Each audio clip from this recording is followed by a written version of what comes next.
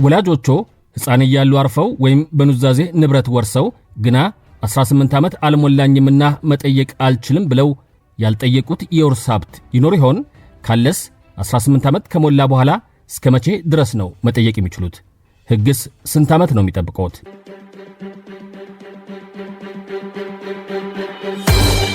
ለነዚህ ጥያቄዎችስ መልስ እየፈለጉ ይሆን?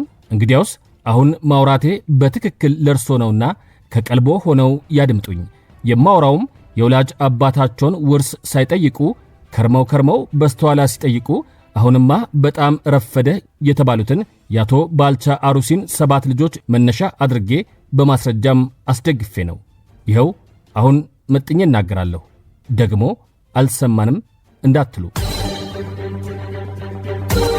ነፃነቱን ጠብቆ ለሕግ የበላይነት መከበር የሚሰራው የኢትዮጵያ የፌዴራል ጠበቆች ማህበር ያልታሰበ አደጋ ከሚፈጥረው ስጋትና ከሚያደርሰው ጉዳት ለመዳን ከዘመን ኢንሹራንስ ይወዳጁ ይተማመኑበታል የሚለው ዘመን ኢንሹራንስ እንዲሁም ቅልጥፍናን ከብቃት ጋር አዋህዶ ዘመኑን የዋጁ ደንበኛ ተኮር አገልግሎቶችን እየሰጠ 30 ዓመታትን በስኬት የተጓዘው ኑ ከመሪው የግል ባንክ ጋር አብረን እንስራ የሚለው አዋሽ ባንክ እንኳን ለ2018 አዲስ ዓመት አደረሳችሁ ብለዋል።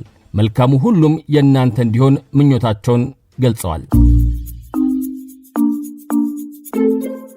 ከሳሾች 7 የአንድ አባት ልጆች ናቸው፣ 6 ወንድና አንዲት ሴት።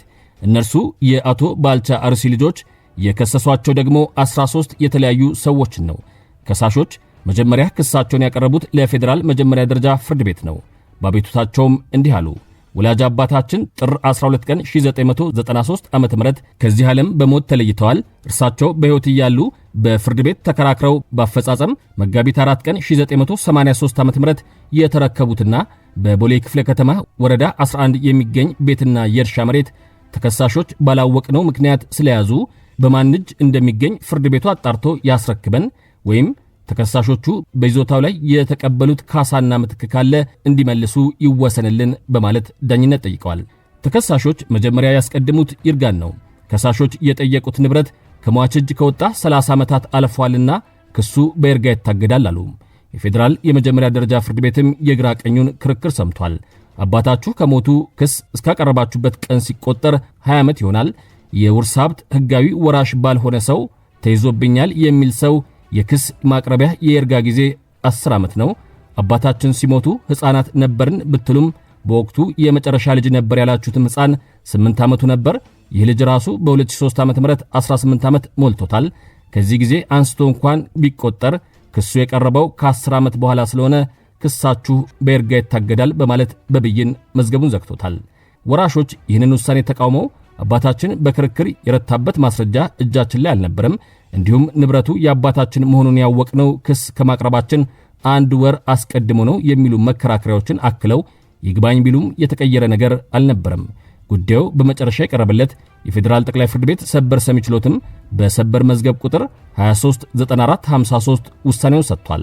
በቅጽ 27 ስለወጣ ሙሉን እንድታነቡት አደራ እያልኩኝ ሰበርም ወራሽ የሆኑ ሕፃናት 18 ዓመት ከሞላቸው ጀምሮ በ10 ዓመት ውስጥ የውርስ ሀብታቸውን መጠየቅ እንደሚኖርባቸው በተለያዩ የሰበር ውሳኔዎች የሕግ ትርጉም መሰጠቱን ጠቅሶ የስር ፍርድ ቤቶችን ውሳኔ አጽንቶታል።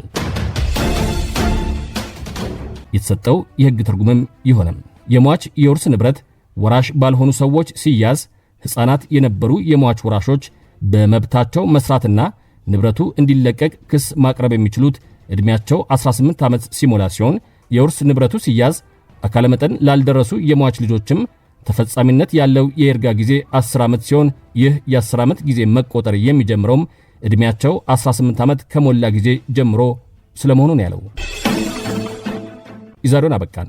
ነፃነቱን ጠብቆ ለሕግ የበላይነት መከበር የሚሰራው የኢትዮጵያ የፌዴራል ጠበቆች ማህበር ያልታሰበ አደጋ ከሚፈጥረው ስጋትና ከሚያደርሰው ጉዳት ለመዳን ከዘመን ኢንሹራንስ ይወዳጁ ይተማመኑበታል የሚለው ዘመን ኢንሹራንስ እንዲሁም ቅልጥፍናን ከብቃት ጋር አዋህዶ ዘመኑን የዋጁ ደንበኛ ተኮር አገልግሎቶችን እየሰጠ 30 ዓመታትን በስኬት የተጓዘው ኑ ከመሪው የግል ባንክ ጋር አብረን እንስራ የሚለው አዋሽ ባንክ እንኳን ለ2018 አዲስ ዓመት አደረሳችሁ ብለዋል።